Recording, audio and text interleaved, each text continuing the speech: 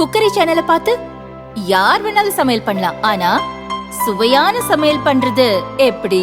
நான் இதயம் நல்லெண்ணெயில சமையல் பண்றேன். ஆஹா ஓஹோன்னு பாராட்டுறாங்க. நீங்களும் இதயம் நல்லெண்ணெயில சமையல் பண்ணுங்க, பாராட்ட வாங்குங்க. தினம் தோறும் வாங்குவே இதயம். ஷாங்காய் ஒத்துழைப்பு அமைப்பின் மாநாட்டை இந்த ஆண்டு பாகிஸ்தான் நடத்துகிறது. இஸ்லாமாபாத்தில் வரும் 15, 16 ஆகிய தேதிகளில் மாநாடு நடக்கிறது. மாநாட்டில் பங்கேற்க பிரதமர் மோடிக்கு அழைப்பு விடுத்து பாகிஸ்தான் கடந்த 30ஆம் தேதி அழைப்பிதழ் அனுப்பியிருந்தது. அதை உடனே உறுதிப்படுத்திய மத்திய வெளியுறவுத்துறை மாநாட்டில் பங்கேற்கப் போவது யார் என்பதை தெரிவிக்கவில்லை. இதனால் இந்தியா பங்கேற்குமா பங்கேற்காதா என்ற எதிர்பார்ப்பு பாகிஸ்தானில் எகிரியது.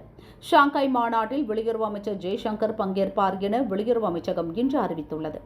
அவர் தலைமையிலான குழு இஸ்லாமாபாத்தில் 2 நாள் தங்கியிருக்கும் என அறிவிக்கப்பட்டுள்ளது. And also has Dr. Jaishankar already met the Sri Lankan president? Any update on what the conversation was like?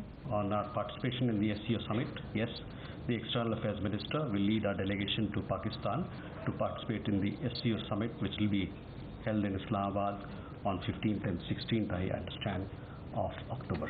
Kashmir விவகாரம், எல்லை தாண்டிய பயங்கரவாதம் போன்ற பிரச்சினைகளால் இரு நாடுகளுக்கு இடையிலான உறவில் மிகப்பெரிய விரிசல் ஏற்பட்டுள்ளது. இப்படிப்பட்ட சூழலில் ஜெய்சங்கரின் பாகிஸ்தான் பயணம் மிக முக்கியத்துவம் வாய்ந்ததாக கருதப்படுகிறது.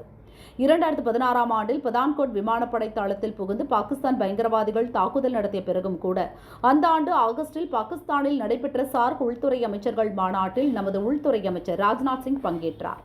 2016 செப்டம்பரில் உரி ராணுவ முகாமில் பாகிஸ்தான் பயங்கரவாதிகள் தாக்குதல் நடத்தி பல வீரர்களை கொன்ற பிறகு பாகிஸ்தானுக்கு இந்தியா சார்பில் அமைச்சர்கள் யாரும் செல்லவில்லை. 2016க்கு பிறகு பாகிஸ்தான் செல்லும் மத்திய அமைச்சர் ஜெய்சங்கர் தான் என்பது குறிப்பிடத்தக்கது. இதன் மூலம் இந்தியா சொல்ல வரும் மெசேஜ் மாநாட்டில் தெரியவரும் என அரசியல் வல்லுநர்கள் கூறுகின்றனர். ஷாங்காய் ஒத்துழைப்பு அமைப்பு 2001ஆம் ஆண்டு ஷாங்காய் நகரில் உருவாக்கப்பட்டது. முதலில் ரஷ்யா, சீனா, கிர்கிஸ்தான், கஜகஸ்தான், தஜிகிஸ்தான், உஸ்பெகிஸ்தான் ஆகிய நாடுகள் அங்கம் வகித்தன.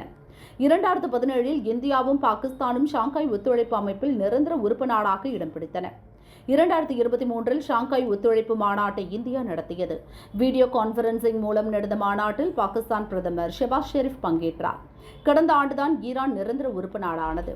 பொருளாதார மற்றும் பாதுகாப்பு விவகாரங்கள், சமூக கலாச்சாரம் உள்ளிட்ட துறைகளில் நாடுகளுக்கு இடையே பரஸ்பர ஒத்துழைப்பை மேம்படுத்துவது தொடர்பாக ஷாங்காய் ஒத்துழைப்பு மாநாட்டில் விவாதிக்கப்பட்ட முடிவுகள் எடுக்கப்படும்.